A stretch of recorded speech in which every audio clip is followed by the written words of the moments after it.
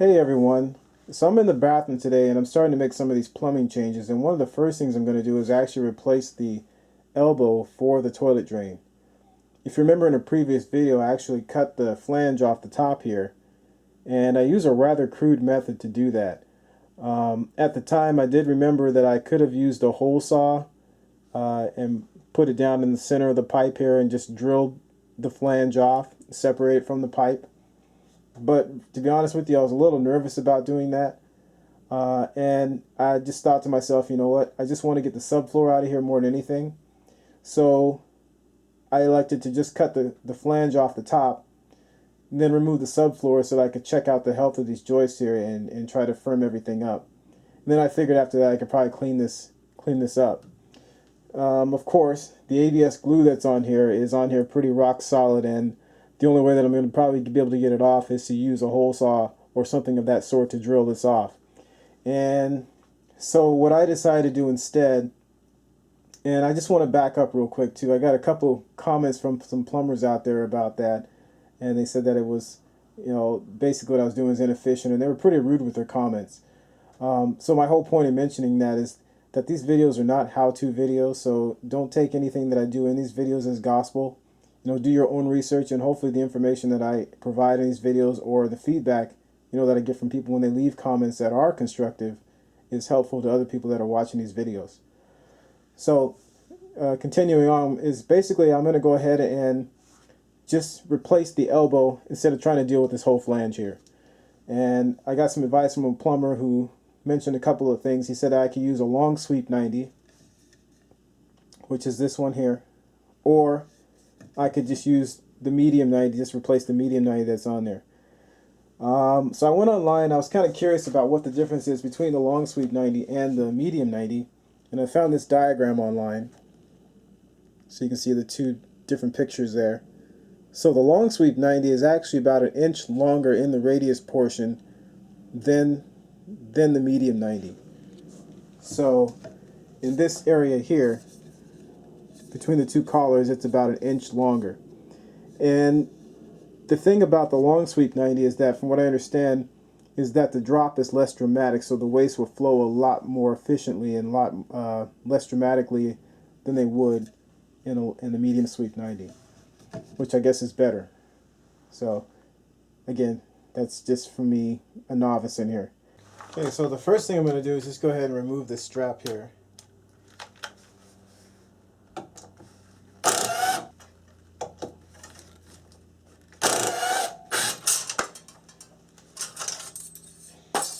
Okay, so I got that off now. The next thing I'm going to do is I'm going to actually wipe this pipe down, because as I cut it, I don't want to be introducing a bunch of stuff to the end of the cut. I'm just going to take it's just a paper towel and some soapy water. Just wipe this down a little bit, all the sawdust and stuff that I have on here.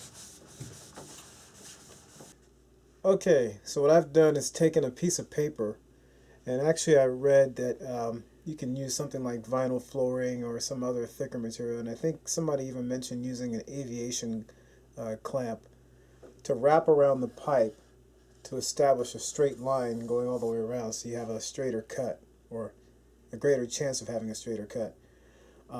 So I just took a piece of paper, I think this is like a legal size paper that I trimmed down a little bit, and I wrapped it around the pipe, made sure that the edges of the paper matched up, and then what I'm going to do now is just take a Sharpie marker. I have this green one here, see if this works or not.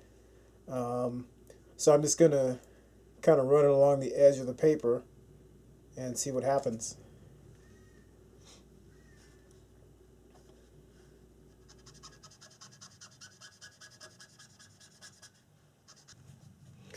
Okay, so now that I've got that done, what I'm going to do is just take the paper off and see if I got a line to follow here.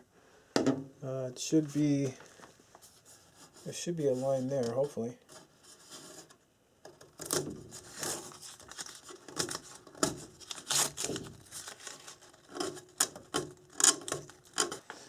So it looks like I got a line drawn there,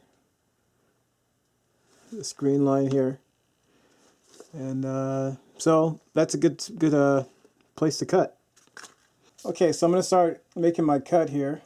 Got a little bit more light shining on the pipe so I can see what I'm doing here. And I'm just going to start cutting.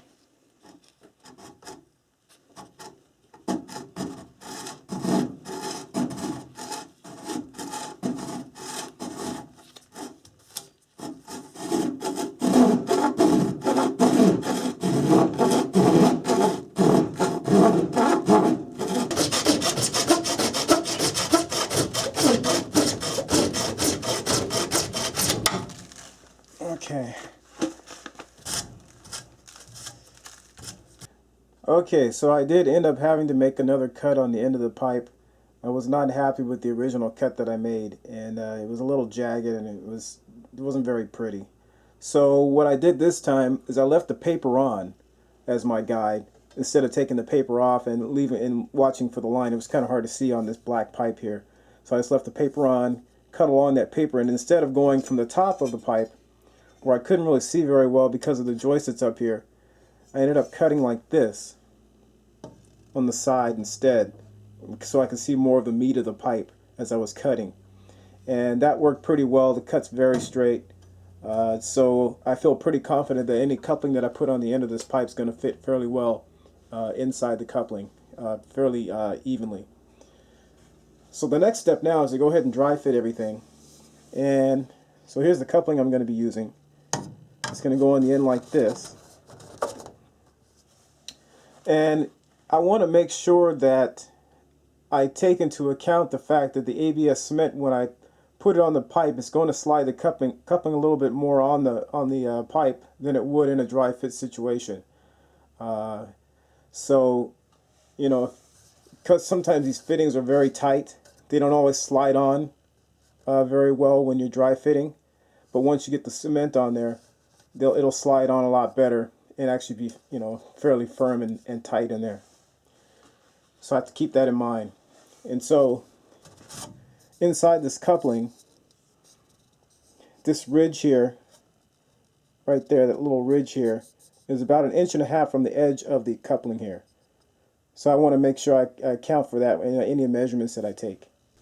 Okay, so I went out to the garage and cut this piece here. It's a 6 1/4 inch pipe piece. And I used the miter saw to do that. I want to try to make all my cuts as straight as possible, so I used the miter saw to cut this one. And it's at 6 1/4 inches. The original measurement that I had was about 6 1/8, but I wanted to give myself a little bit more leeway just in case the 6 1/4 actually works, especially with dry fitting this in here and all the pipes sliding together. I want to give myself a little bit more leeway. So I'm going to go ahead and slide this on here. So I can get it all the way in there. It looks like it's all the way to the ridge there. And it's seated evenly. So I'm going to slide it on here. And then I'm going to slide my elbow on the end of the pipe. Try to force that on as much as I can.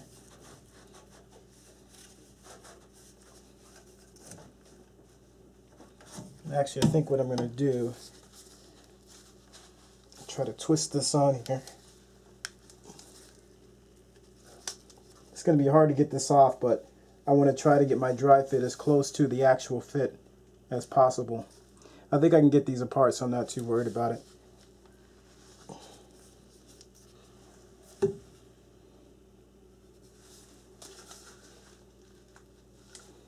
Okay, slide that on.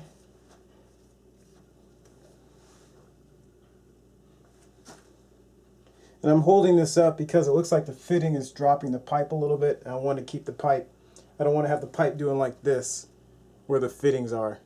So I want to make sure they're straight. And I'll put the torpedo level on here.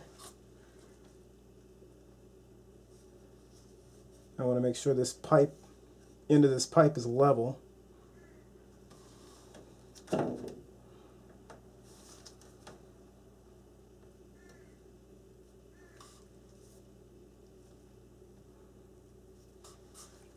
Okay, so that's good about right there.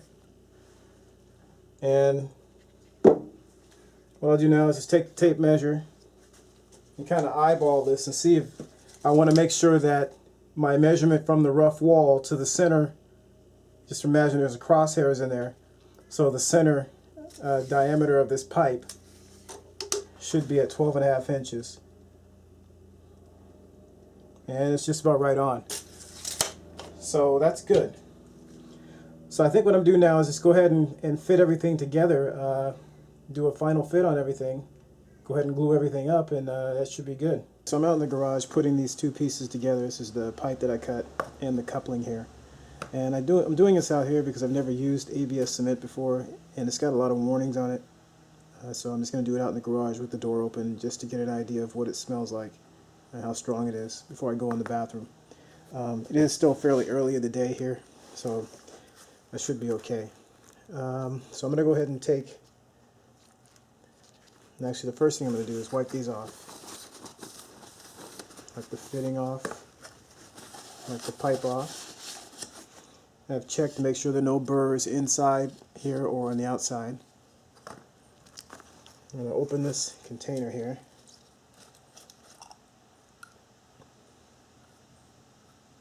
And what you're supposed to do, from what I read, is put a thin amount inside here, inside the fitting, and then you're supposed to put a liberal amount on the outside of the pipe, up to, of course, the depth of the fitting. So do that first. So I'll put a thin amount on here.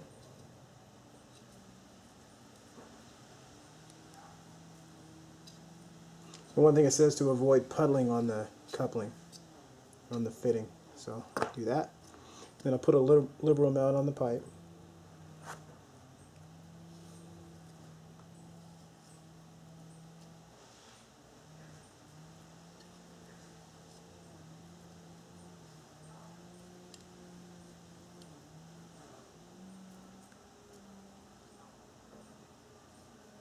Okay.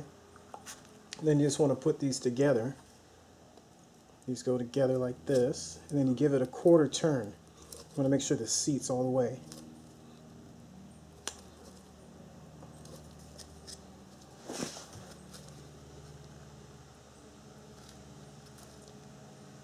Then you're supposed to hold it together for 30 seconds. Okay, so that's about 30 seconds. And then after that, you just let it dry.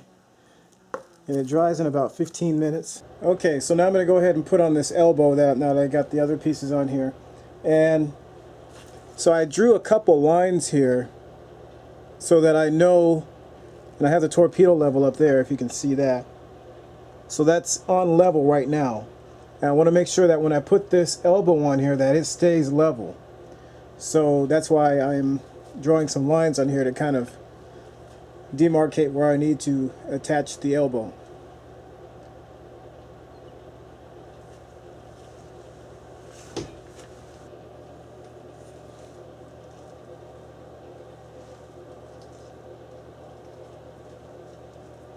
And I'll go ahead and join the two pieces.